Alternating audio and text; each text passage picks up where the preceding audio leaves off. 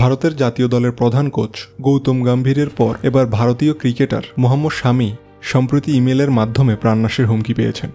শামিকে পাঠানো হুমকির ইমেইলে 1 কোটি টাকার মুক্তিপণ দাবি করা হয়েছে। অভিযোগ অনুযায়ী রাজপুত সিন্দান নামের এক ব্যক্তি এই হুমকি পাঠিয়েছেন। ঘটনাটি জানার পর শামির ভাই হাসিব আমরোহা জেলার সাইবার থানায় এফআইআর দায়ের করেন। পুলিশ এখন তদন্ত করছে, কে বা কারা এই হুমকি দিয়েছে তা খুঁজে বের করার চেষ্টা চলছে।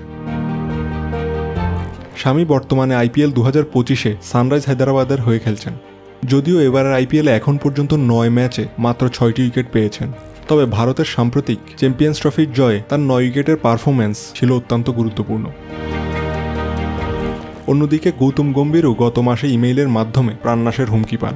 জম্মু কাশ্মীরের সন্ত্রাসী হামলার পরে এই ঘটনা ঘটে। দিল্লি পুলিশ ইতিমধ্যেই তদন্ত শুরু করেছে এবং গম্ভীরকে নিরাপত্তা প্রদান করেছে। এই 2 ক্রিকেট ব্যক্তিত্বের নিরাপত্তা নিয়ে উদ্বেগ প্রকাশ করেছে পরিবার ও ভক্তরা।